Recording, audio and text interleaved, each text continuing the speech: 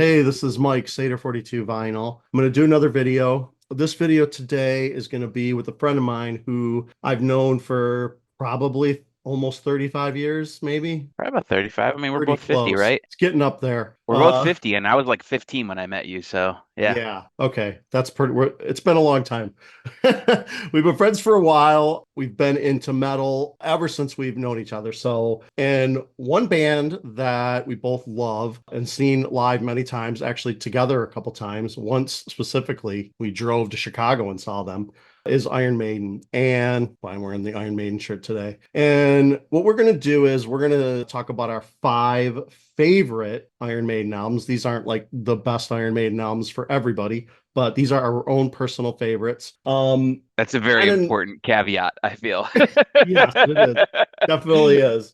My Iron Maiden collection doesn't go too far into the second era of Bruce, but I know Roger, my friends, does. So my list is going to be a bit more typical, the early Maiden stuff, and I think Roger's going to have some stuff, maybe a couple albums from the later years. And we could talk about those albums and why I, in particular, don't buy those records or don't have them and why Roger does. I look forward to it. So I'm going to let Roger go first. I'm going to let him show his number five pick. All And right. then I'm going to go next and we'll just go back and forth. We didn't discuss this, and I know this isn't allowed, but I'm going to briefly say my honorable mention is Live Okay. After Death. And the only reason I'm calling it an honorable mention because we didn't come up with any criteria between us. I personally made my criteria studio albums only, so I excluded the live album, but I think Live After Death just deserves a brief, quickly. And if you talk about it, spoiler or no spoiler, but we don't know each other's lists, by the way. So this Exactly. Yeah. We haven't dust ahead of time. if it comes up, if you have it in yours, we'll talk about it. If it doesn't, maybe after we'll talk about it as a postscript. But so that's just that. I'll I'll just I'll, say I'll just put we that as might be my talking honorable about mention. it. So all right. So I had a tough time with number five because this was my hardest one out of all of them because I wanted to all the first three Bruce albums I wanted to put in and I really could only put one in. Mm, And it pains me, and we'll talk about this with Live After Death, but it pains me to exclude two of them. But I am going to go number five, Number of the Beast. This is such a cool album for me.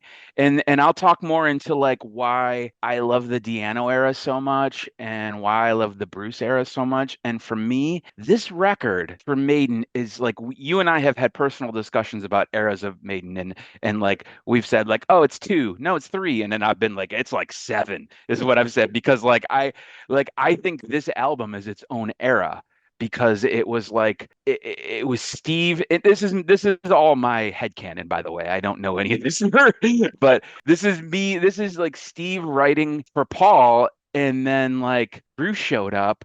So like it's Bruce this Bruce. weird.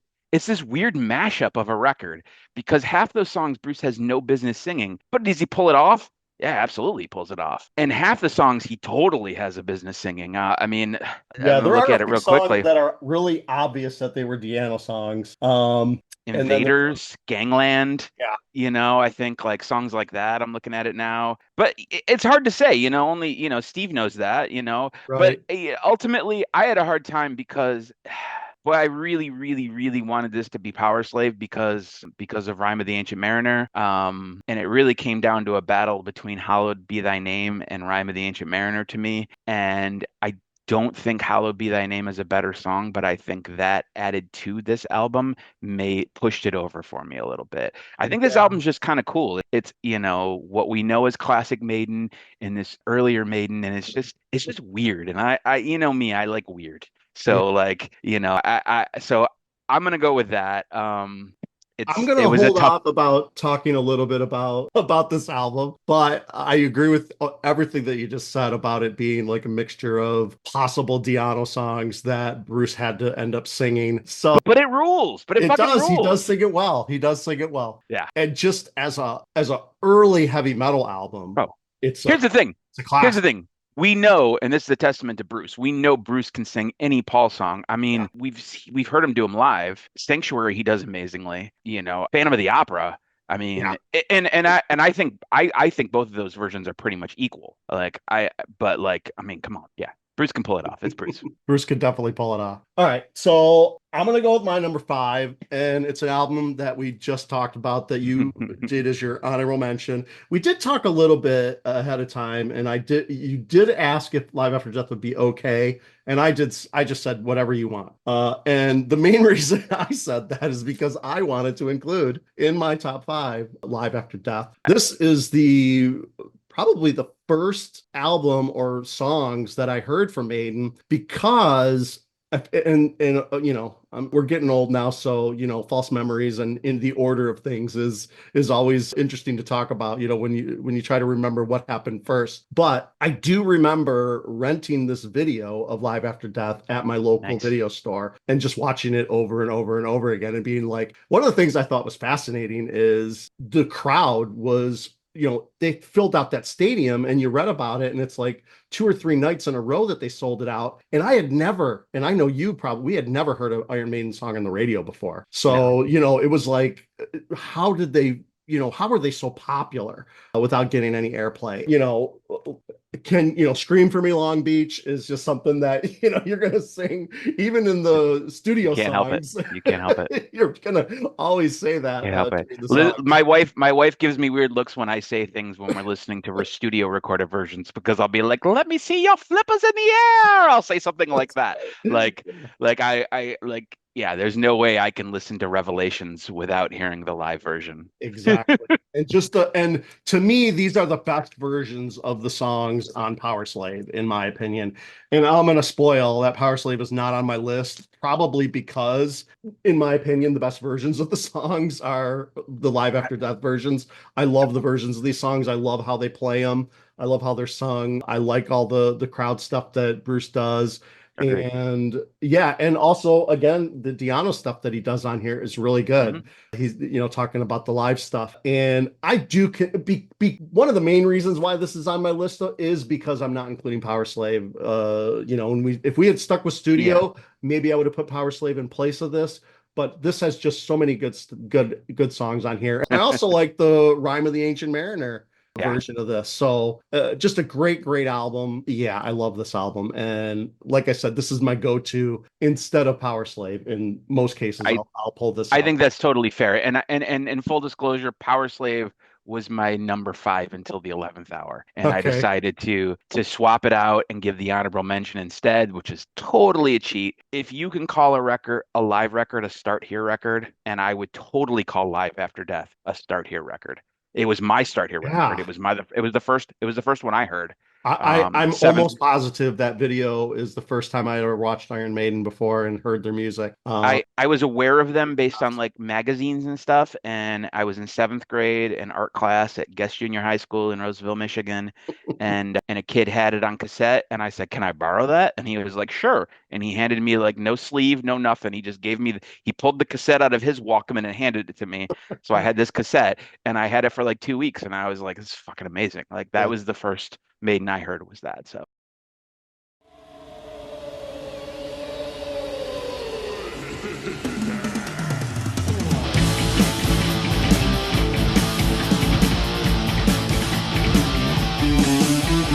into the abyss I fall, the eye of horrors. Into the eyes of the night, watching me go. Great is the cat silent grooves in this temple. Until the real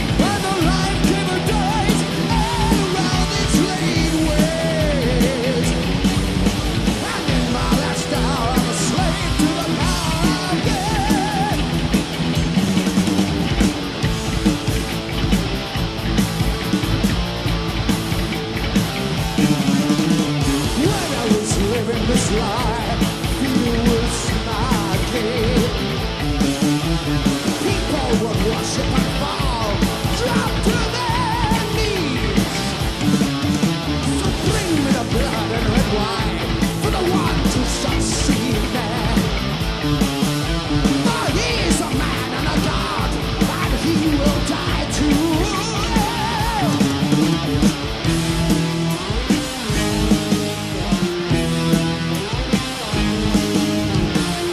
Long mates, scream for me. Tell me why I had to be a power slave. I don't wanna die. I'm a god, why can't I live it? When the life-giver dies, all around is laid waste. And in Alaska, I'm a slave to the power of it.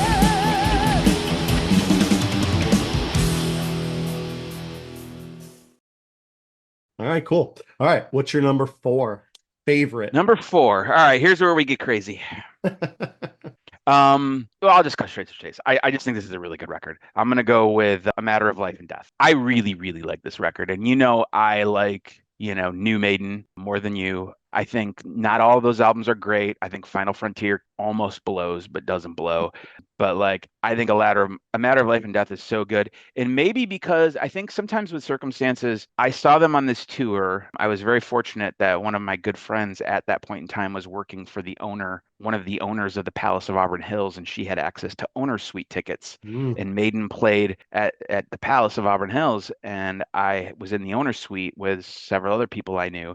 And I knew in advance, and I, as someone who was buying Maiden records when they came out and was on the internet, I knew that they were playing on this tour, starting with the beginning of the set to the end, this album. Wow. And that's like an hour plus album. But that was what they were doing that tour. 90+% of the crowd did not know this.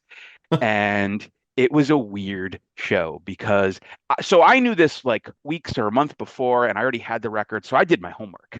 To me, I was just like, well, I'm going to listen to this album nonstop. So I think that might be part of the reason why I'm so into this record and why it's one of my favorite records of Maiden, because I listened to it nonstop. I thought it was really funny that like at that show, like the dudes I was with were like, what the fuck is going on? And I was like, yeah, buckle up, buddies. And More of this. And they were miserable. But to be perfectly honest with you, I was in heaven because at that point I had been like, knee deep in that record for weeks, and they were playing it from front to back. I knew which song was coming next. I was super into it. At the end of the show, there was like a 5 to 6 song greatest hits or whatever package at the end. It was super short, and the crowd was super unhappy.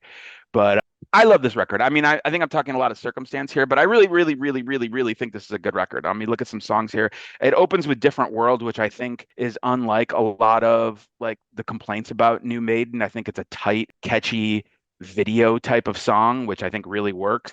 I don't think this is as bad as a lot of them. I'm looking like 6 minutes, 8 minutes, 5 minutes, 7 minutes, 5 minutes. I think you should give this one more of a chance. This one has a lot of shorter. I will have to admit that that's one of the later albums that I'm least familiar with. I think I remember when I went to the show, I saw Book of Souls. I think they did play a song from it, and I was like, this is kind of good. And I think afterwards I figured out that it was from that album. I think this is a really, really, really, really strong record. And I don't have my finger on the pulse of what people like. I have no idea. I don't know if that's a controversial opinion, but I love that record a lot. Yeah, I think I just threw a lot of that later Maiden stuff into one bucket because that's fair. The album that was coming out, I was just like, this isn't hitting me. This isn't hitting me. And then I might not have just gave A Matter of Life or Death any chance at all, really. But now I will, for sure. I mean, Dance of Death was, to be fair, Dance of Death was before it, and Dance of Death is... Well, Dance of Death has one of their most absolute awful album covers ever. Yeah, it really does. I even like the Final Frontier album cover better than that, and that album cover's not that great. I completely agree.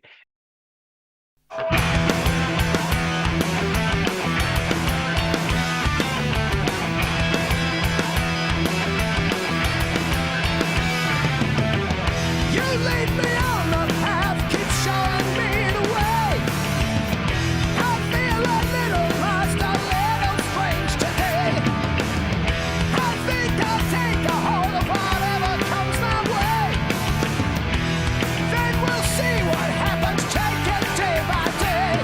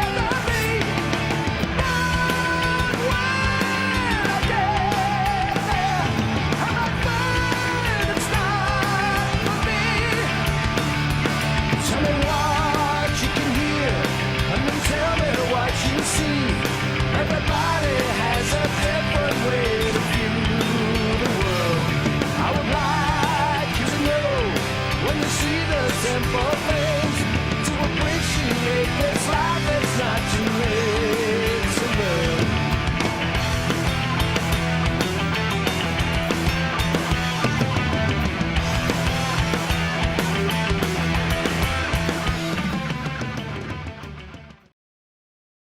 All right, so my number 4 is we're going back to the past again, and we're gonna revisit Number of the Let's Beast. do it. Let me pull mine out as well. We'll look at some tracks here. Now this, But tell me why you love it. This pressing is actually a Harvest pressing from UK. I found this Okay. at Second and Charles for like 15 or 20 bucks. I got really lucky. And yeah, this is of course great album, great metal album, early metal album. It's just a classic. I think you're kind of right to put this over Power Slave. I think this has to be kind of in your favorite list in a way. It's just such a great album. Yeah, there's so many good songs. And I think, I forget which one they have trouble playing. It might be Hallowed Be Thy Name, which they were not playing live for a really long time because of some copyright issues with, I don't know if it was the original writer of the song. Maybe it was a song that had been around for a while with some other members of the band that were in the band before the album came out. Because I know they weren't playing it in their set for a long time, but I think they started bringing it back. Oh yeah. One, I didn't know that, and two, they totally have, because I think when Yeah. we saw them several years ago, they totally played it. They play it now. 'Cause When in I the saw Book them, of Souls tour, they did not play it. I don't think they Okay. played. There's the other one on here, Children of the Damned. I think they played or some other. yeah, But yeah, that's a cool song because that's a very Bruce song. yeah, like- yeah. It really is. It really, you could. I would think that one might. If our theory is right, that one was probably written as a new song for this second era of Maiden. And yeah, this is Bruce's first album. I think that Bruce was a great addition to the band. Of course, now we can look back and know that for sure. Yeah, oh yeah.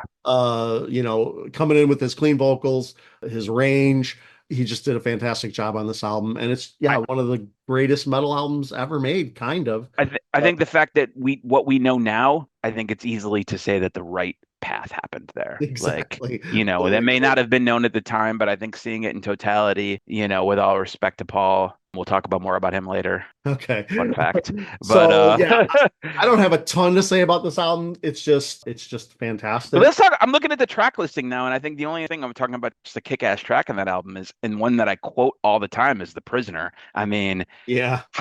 and the story on that, there's a DVD that I have somewhere. It's like a documentary about the making of this album. I don't know if you've ever seen that. It's really, really, really cool because it talks about how when Patrick McGoohan, I might butcher this story up, but owned the copyright to the whole show. And in order to get the quote that starts that song off, "I am not a number, I am a free man," they had to get the rights from him. And on that documentary, there's a story, and I'm not even going to attempt to recreate it, of when Steve Harris called Patrick McGoohan and asked him, and he thought and gave him the go ahead. It's a really, really, really great story. So it's a cool documentary. I want to say it's under an hour long, but it's about the making of that record. It's definitely worth having a documentary about, because it is a really important album. Just for 100%. metal in general. And that song, "The Prisoner," that's a Smith song too. Smith and Harris wrote that together, and I think that's the only song that they wrote together on this one, which is interesting. Oh no, Gangland was written by Smith and Burr. Okay. But Smith will come up later, because I think Smith is, maybe he's not underused, but I don't know if he's like the George Harrison of Iron Maiden, where he doesn't get the opportunity to write as much stuff. But I really like Adrian. I think that's kind of, cool. I think that's cool. I like that, because I think because as someone who is not really a Beatles fan but likes George Harrison the best, Yeah. I feel when he punches hard. Beatles was Lennon and McCarthy, and then sometimes George. Mhm. We want information. Information. Information. Who are you? The new number 2. Who is number 1? You are number 6. I am not a number. I am a free man.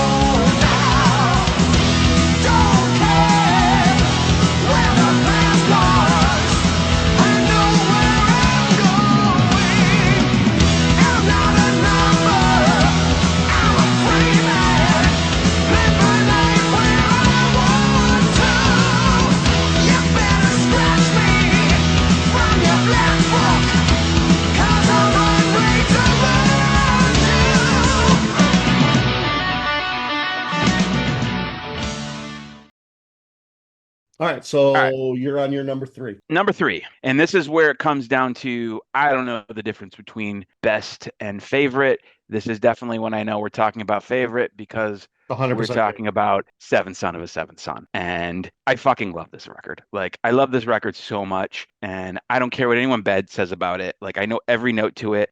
As funny as like I can laugh at Can I Play with Madness is like the silliest sounding song. It's so poppy and goofy, but like I don't care. It rules. Yeah, I love it this does. album. And I think we talked about favorites, and I think we were talking about history. And I said that like Live After Death was the first album I heard by them. And then I heard Somewhere in Time after that, but like there was very, very quickly after that, Seventh Son came out. And in my brain as a kid, I was like, that's the new record. Go get the new record. And that was like the first record that I really was like the one that I heard for the first time on my own and dove into. Yeah, And I'm pretty sure and that was the first new Maiden record that we got to experience as it came out because Summer in Time was 86 and I was a little too young. Yeah. I yeah, mean, I was in sixth grade. Seventh Son is 88. So I I think was I was listening to Motley Crue then, so I don't yeah, exactly. Exactly. know. Yeah, we were not into Maiden just yet.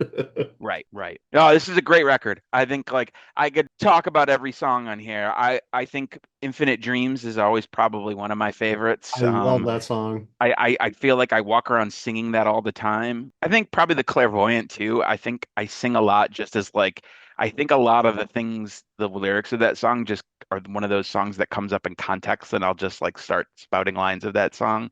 But but all of them, yeah, I don't know. Moonchild, Seventh Son. I mean, obviously the song. Yeah, it's a great album. It's so good. I think the things that people, from what I look, from what I when I read reviews and I read reviews now, what people who are older than us didn't like about it, we were too dumb to know. Like, I think it was like years later that I was like, oh, there's synths on that record. Like, I didn't fucking hear them because like Yeah. I was a dumb kid and I didn't and I didn't hear that shit. It's And like it's it I think we maybe heard when it, but it was just like it didn't seem important that they were there. Like that was a problem. right. Well, because you and I, you know, came from like glam metal and came from like more pop metal type stuff where like keyboards in it was like, who cares? Like that, Right. it didn't phase us. We weren't, you know, we weren't warriors of metal yet at that point in time. We Yeah, didn't, right. you know, like, you know, so I think like, yeah, totally, totally, totally. I think that was a big thing. We just didn't know better.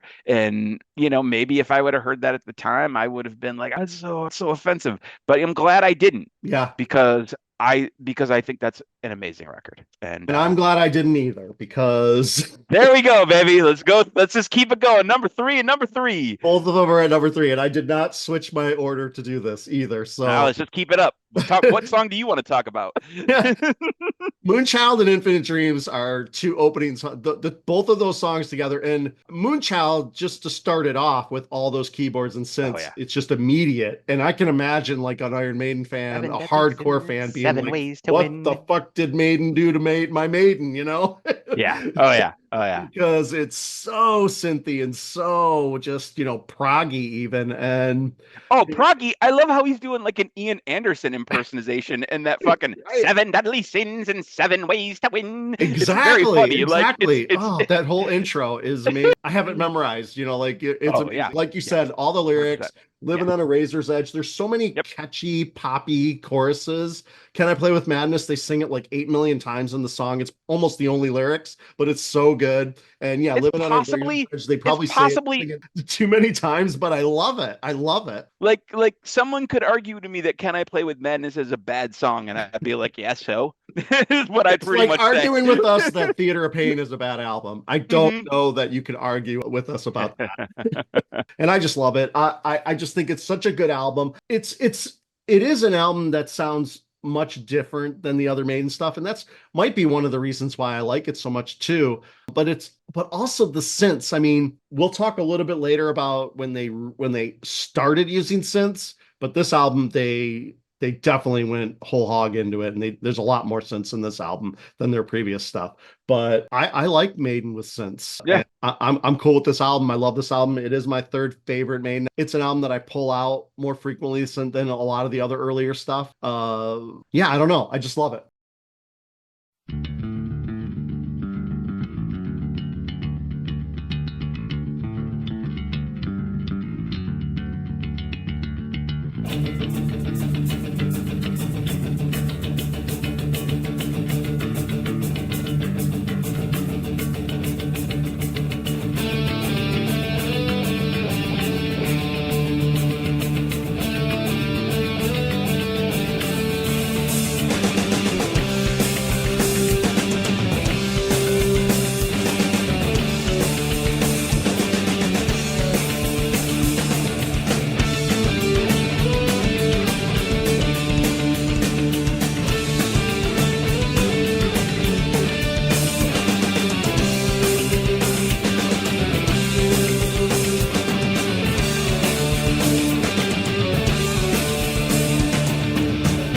Feel the sweat break on my brow. Is it me or is it shadows that are dancing on the walls? Is this a dream or is it no? Is this a vision or normality? I see before my eyes.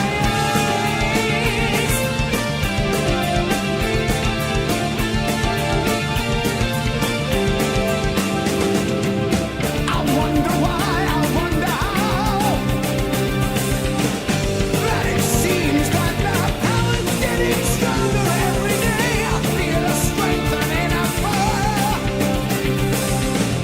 But I'm scared I won't be able to control it anymore.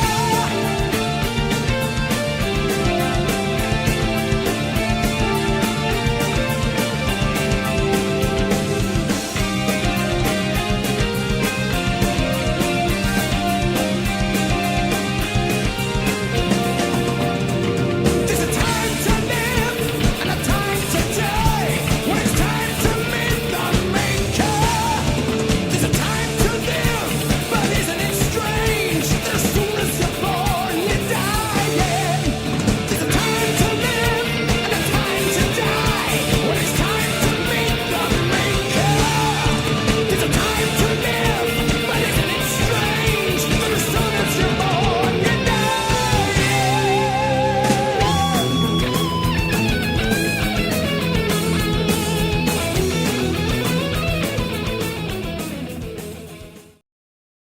Let's see your number 2 now. Your second All right. Iron Maiden. I will give this a brief backstory in that I think that school year where I had first heard Live After Death, that was the beginning of the school year. I was suddenly intrigued in this band. For Christmas, I asked my parents for any Iron Maiden tape, is what I just pretty much said. And I got a couple in my stocking that year.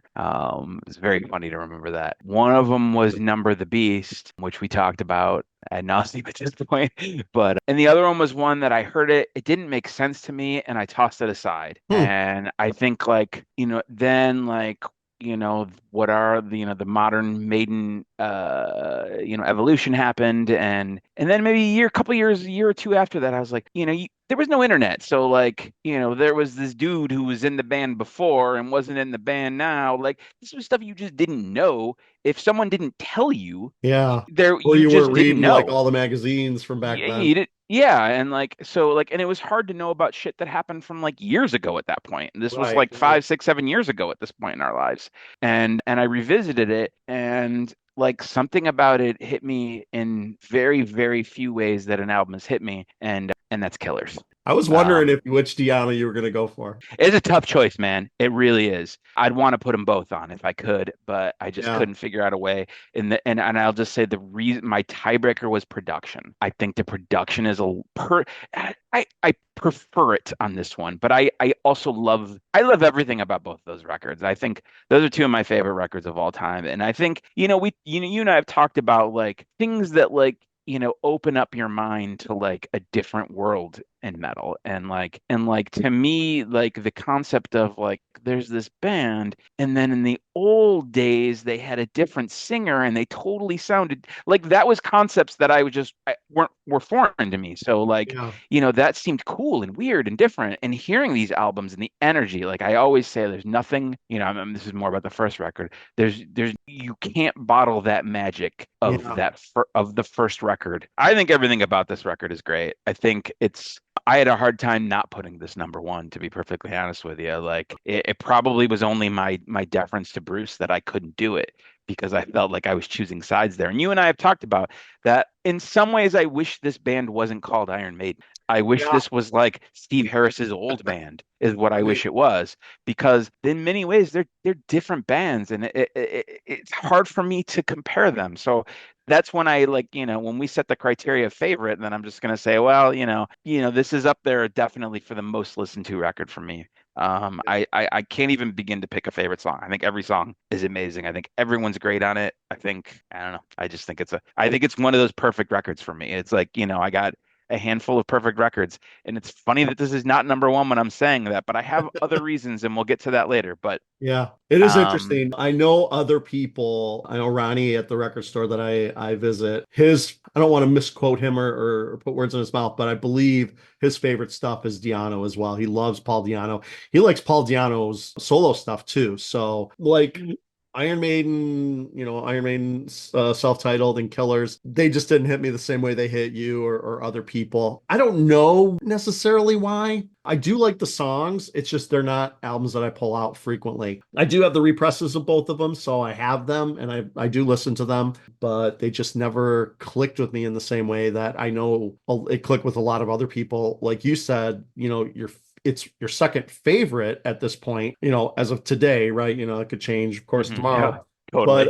But I know other people who really have a love for those albums and really think that they are very high quality. And I can't say anything negative about them. I guess it's just not the Iron Maiden, like you said, and like we've talked about in the past. It is almost a different band, but it is Iron Maiden. The majority of the band is the same. Steve Harris is basically writing all the songs there too, or at least the majority of them. It's just definitely a different sound. I mean, even though Bruce is singing the songs on A Number of the Beast, and some of them may have been Di'Anno songs, I feel like it's definitely, even those Di'Anno songs are a progression from that era still. Yeah. I think, I said earlier in this, I forget the context at this point, that I was like, things happened as they should, or something like Yeah, that. yeah. I was just like, as much as I don't know, who knows? I'm, making this up, but like, I don't know if another record with Paul would have been good.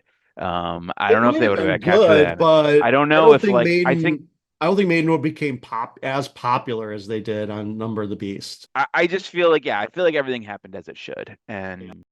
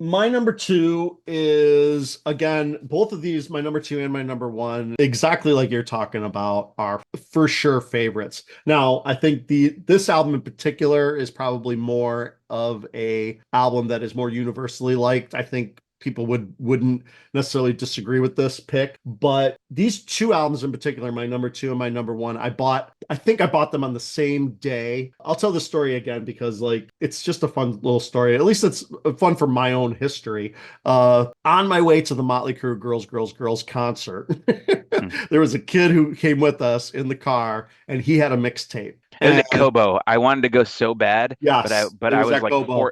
but I was at 14 and I didn't know anyone older than me, and like there was no one in the world who would take me. And Cinderella, no, who opened up? No, it wasn't. Who opened up? Whitesnake. I think Whitesnake Yeah, opened up. God, I would have. Yeah, It was the Whitesnake I album wanted to go to too. that so bad. Anyhow, please continue Yeah. your story. You're on your way to So that show.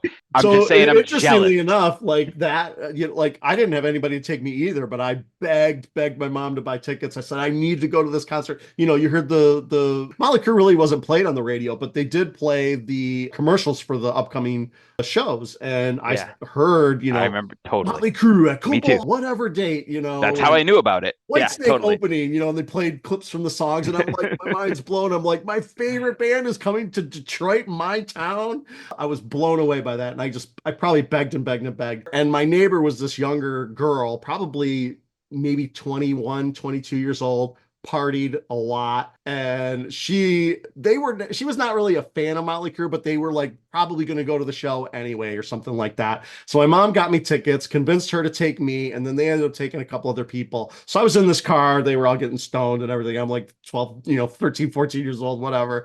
And I'm like, this is crazy. My first experience with all that stuff. But this kid brought this mixtape. On that mixtape was like Metallica, Master of Puppets. He played Battery.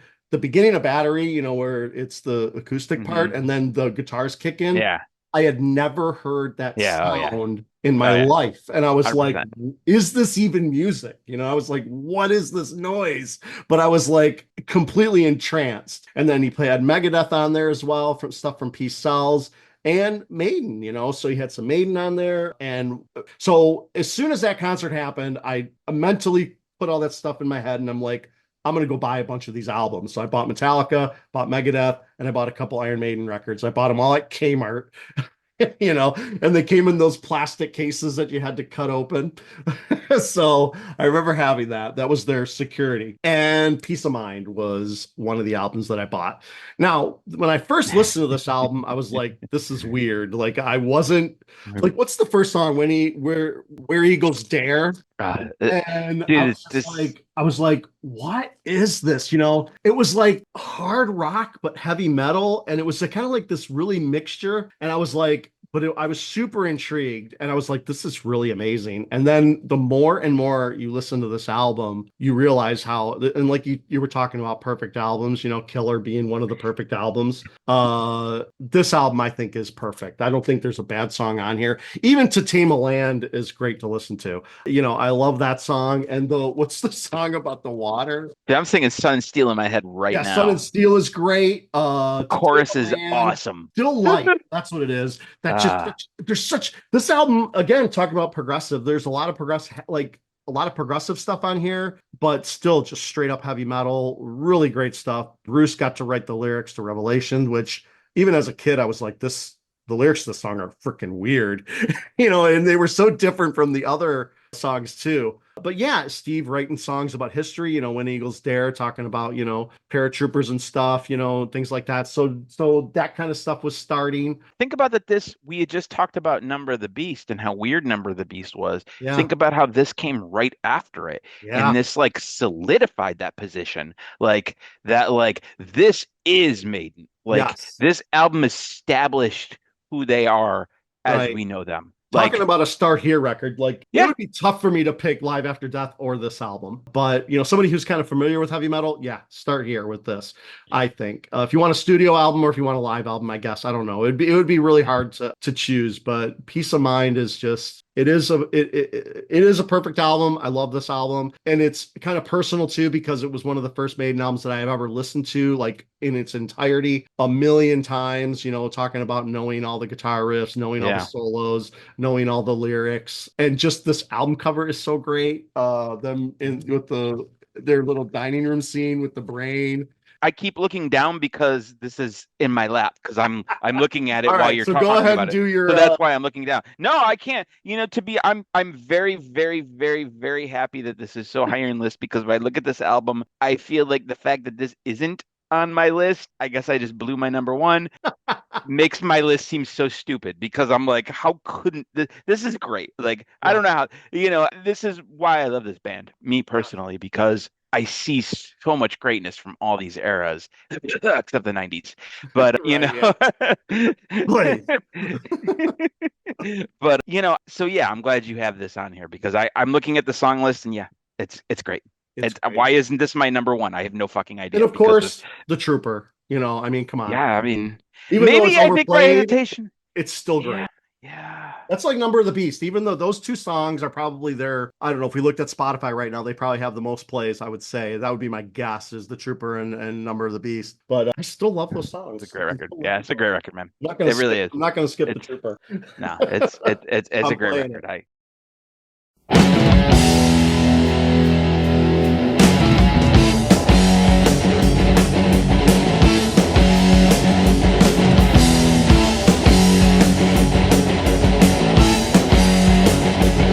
Well, you killed your first man at 13. Killer instinct, animal supreme. By 16, you had learned to fight. The way of the warrior, you took it as your right. Sunlight falling on your steel. Death in life is your ideal. Life is like a wheel. Sunlight falling on your steel. Death in life is your ideal. Life is like a wheel.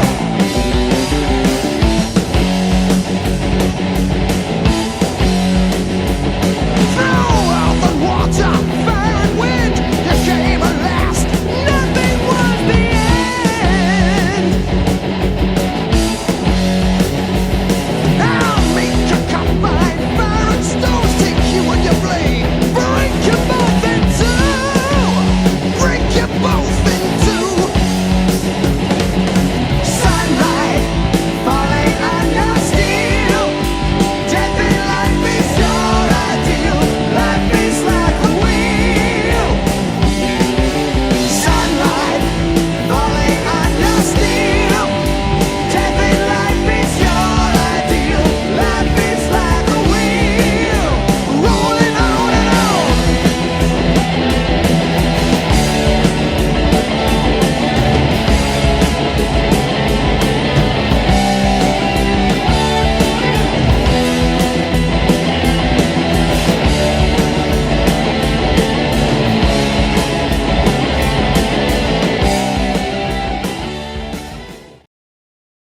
All right, so what is It's a great your record. favorite Maiden album that, as of October, what is it, October 5th, 2024? I don't know if it's going to change. I think this is going to probably be it for a while because I think a lot of this is more where my personal journey with heavy metal and heavy metal, you and I have talked, in many ways of like, what that means and our different journeys in that. And the 90s were weird, man. And like, it broke me in many ways. I lost my faith at sometimes, I had a few things that came back and, like it was a weird time. And then like, I mean, metal for the 90s, especially the early 90s, metal was a secondary genre for us for yeah, a lot of those yeah, years. yeah. We would I still mean, buy it stuff, was but it wasn't the majority of absolutely. things we were buying. I was all like into indie rock and Yeah, yeah, that was all and I was deep into that scene, like that underground scene and a lot of the right. punk scene and like that was what I was really into. I never like I always even knew even when like I never talked about metal with anyone, I didn't really know anyone. I knew what it meant to me.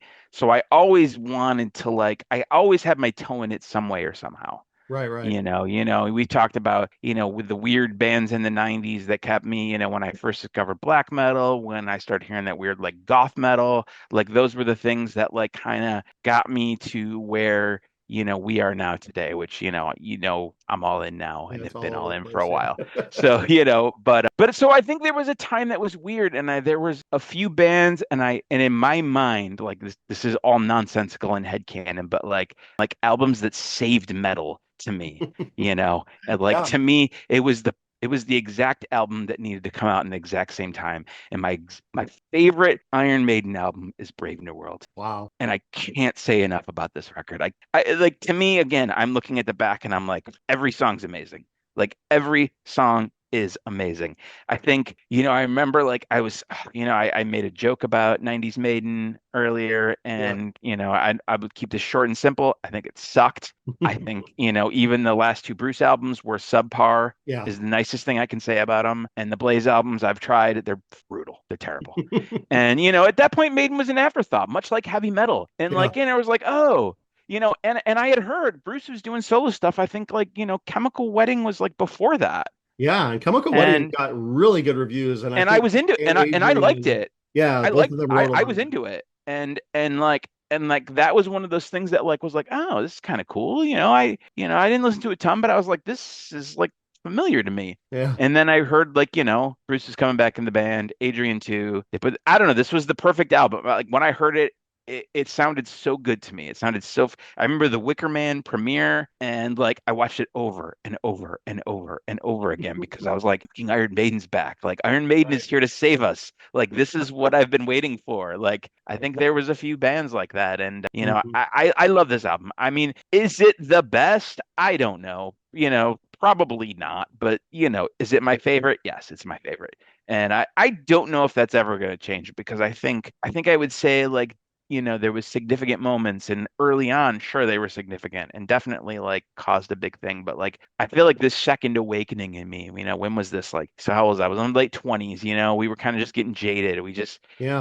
and I think like that second awakening in me was like, it was possibly better than the first one for me. Like Right. to me, it was possibly better than when we were 14 and 15 because it was feeling like because there was more than just like these bands doing like a band like them. There was that was me discovering new bands at the time too, and Yeah. I think it's interesting because it's like one of the bands that kind of had a comeback, and it was one of our first bands of our teenage years or our musical journey of heavy metal that kind of did that, like that had, the singer came back. It was new music. It was a different time. hmm It was kind of like it was really interesting because I think bands have done that in the past, from the 70s maybe into the 80s, that fans of those bands that came back and did stuff like that, they were like, oh, this band's back together, so and so, whatever. This is one of the first ones that I remember, and the album was completely loved at the time. I remember reading, I don't think I read a bad review of that album at the time. Everybody was like, Maiden's back. It was hmm an album that was really well loved at the time, I believe, from everything that I remember reading about it and seeing.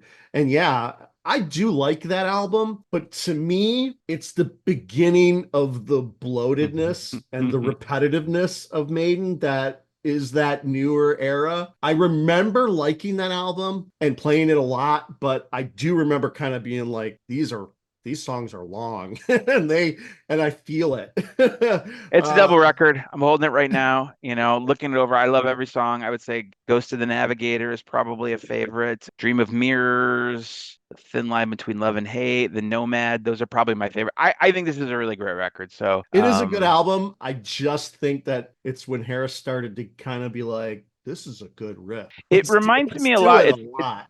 It's nothing like it. What's the Testament album from around the same era? The They did The Gathering. Gathering. There we go. Totally. Okay. What do you want to say about Testament The Gathering? They're nothing alike, but I feel like it reminds me of the way I felt when I first heard The Gathering by Testament. Like it was like a band, different era, but like a band from my past that I truly loved, that I just kind of had rolled my eyes and thought had lost their way, Right. and made something that not only sounded good, but it was different and it was Yeah, fresh. Like it was. and that was like, I feel like the old dude saved us, I think, in some weird ways. It's I funny talk about like because the 90s being that yeah, like just shit show, and right. like I feel like in some Year did it ways come the out? old dude saved us. 99. Okay, that was right at the end. Yeah. I And that remember was so getting Gathering that was album. 99? It came out in 99, yeah. Yeah. I Okay. So remember getting yeah. that album on CD used, finding it. I think I found it at some. I didn't even. I don't even know if Record Time was around at that point or if it was starting to close down. But I ended up finding that in a bin somewhere used and being like, "Whoa, a New Testament." And this might have been even a couple years after it was out. And I was like, like you said, into other stuff. I wasn't into metal, but I was like, you know what? Hmm. I want to listen to New Testament or whatever. And yeah, Just that hit. album hit me. It It was hit. it was It hit. instant. It was instant. And I was like, whoa. And Right. it was like, yeah, it just brought me right back to 88, 89, like Yeah. I was like, this album is so good. And it Yeah. really is. I think it holds up. I know that I believe it gets mixed reviews, on some of the sites, but I love that album. I think it's great. I like how like you and I can't go like, 5 minutes without talking about something totally like off tangent, like Motley Crue or Testament. But Right. like, but so I'll sum that up with saying, yes, it's an odd pick, perhaps. It's my favorite record. It's probably the one I've listened to the most. It's the one when I put it on, like I feel it every song. I think it's a great, great record.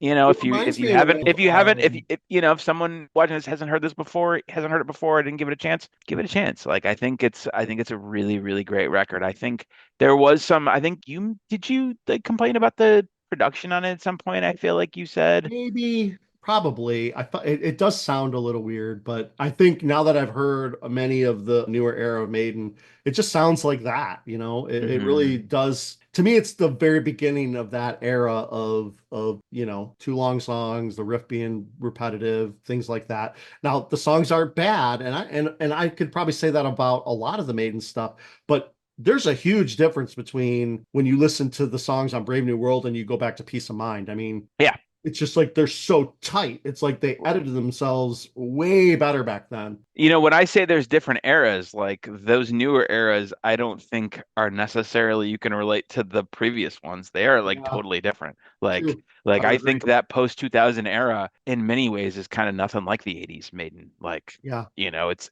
they're very, very different. very different. Yeah, yeah, I agree 100%.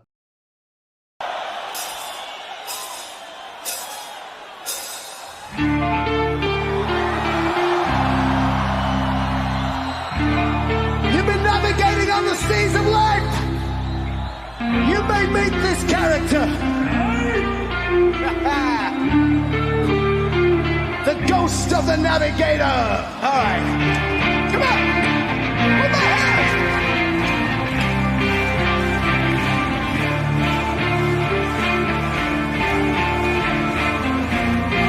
Want to hear your voices?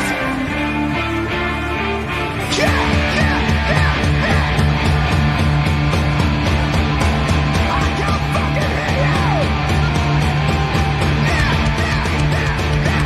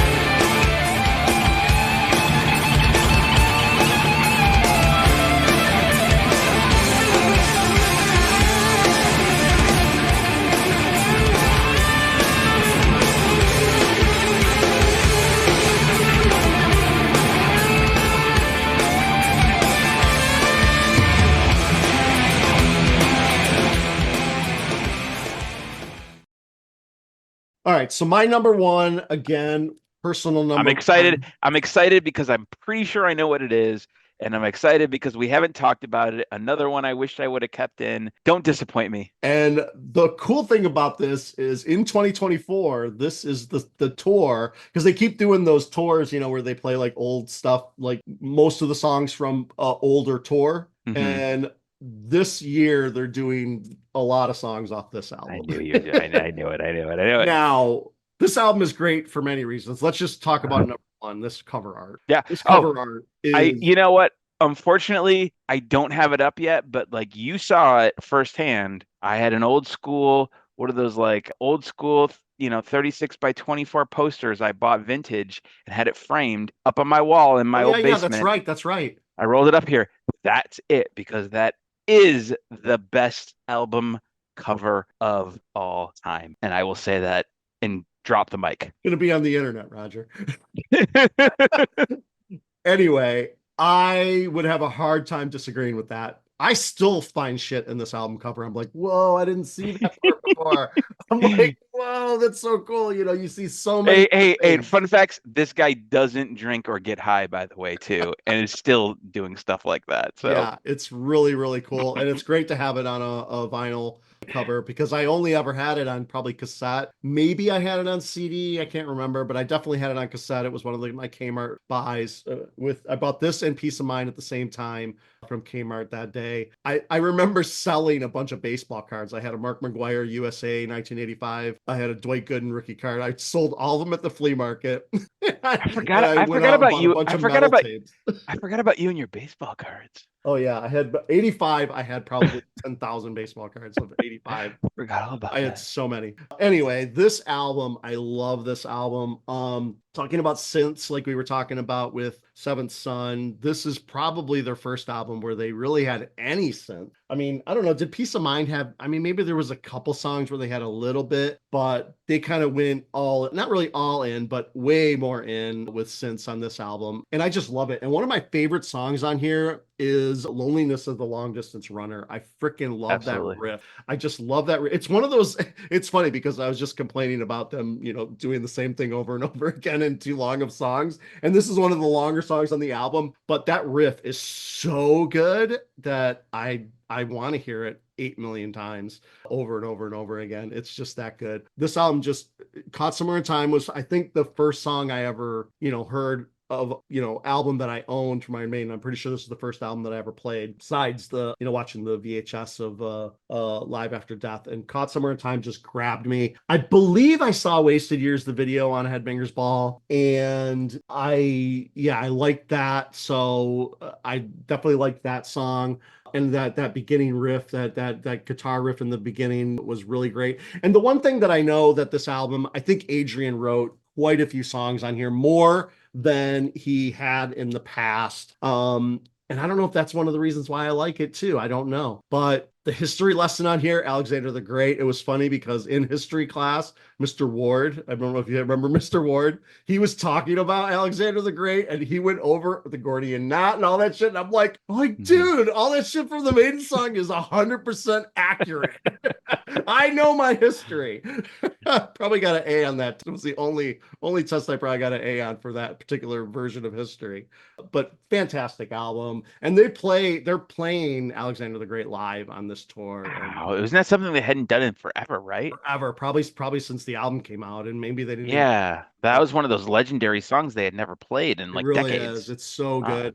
and they're playing it now. And yeah, they are. They're gonna play. That's Heaven amazing. Can Wait was that may not be my favorite song in the album, but Ah, I know that is Bruce, a live Bruce favorite. kills on it. Bruce Yeah, kills it's on it. so good. Yeah, So yeah, it's good. good.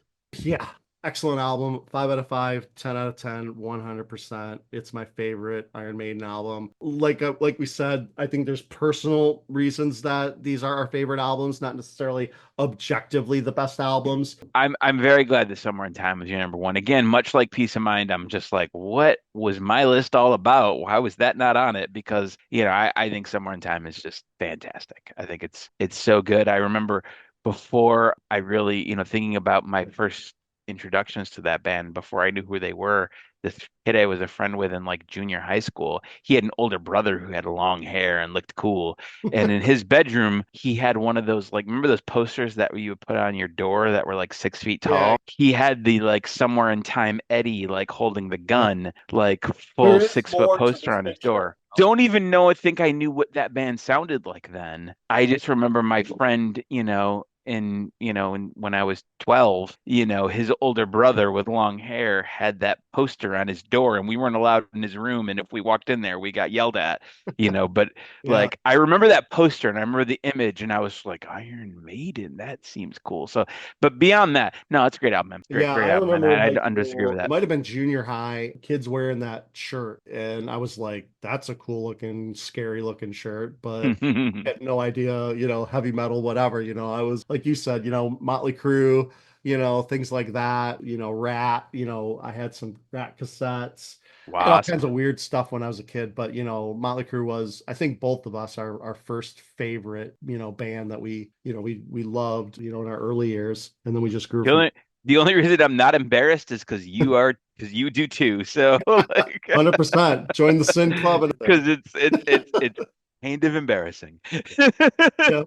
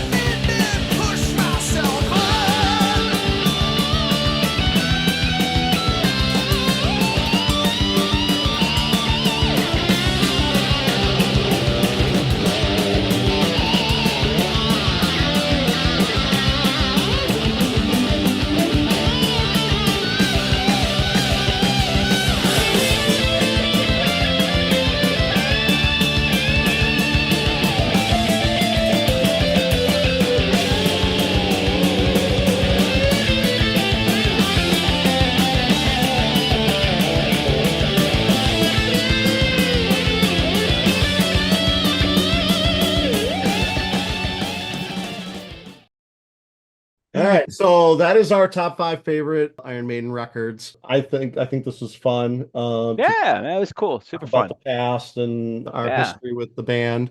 I'm gonna check out the one album. What is it called again? The Tank on It.